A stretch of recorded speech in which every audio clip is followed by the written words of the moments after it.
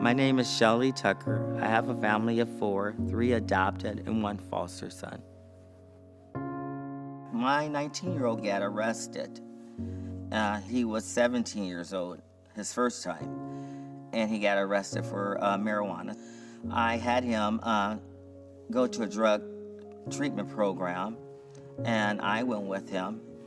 Even though I'm in the healthcare field and been there for the last 30 years, he didn't want to listen to me. He wanted to listen to somebody who had some experience with that. That was fine and dandy with me.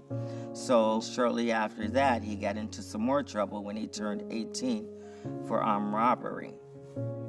And that was very hurtful to me because I don't come from a family that has any criminal activity. However, his family has a history of criminal activities. So I had to learn to be accepted of that and try to teach him the right way. A lot of teenagers are faced with criminal activities, and I wanted him to know that he did have a chance to turn this thing around. And so for every court appearance that he had, I was there with him. However, there was one court appearance that I couldn't make it because I was in finals. I was trying to get my degree. And I told him I couldn't go. I was kind of fed up with the situation. I was like, I'm not used to the court system. I don't want to be a part of this. This is not something that I like. But, God spoke to me and told me to get up from my class and go across there and check on your son. This is your son. He might not be a biological son, but that's my son. And I had to go check on him. And I went to court, and the judge dropped the charges and gave him 3 years probation.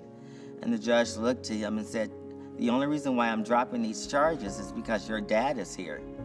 Had your dad not been here, you would have been facing 6 years. When I showed up in court with my oldest son, he was talking to the judge, and he was telling the judge what his biological dad told him. And the judge said to him, looked him dead in the eye and looked at me and said, this is your dad here.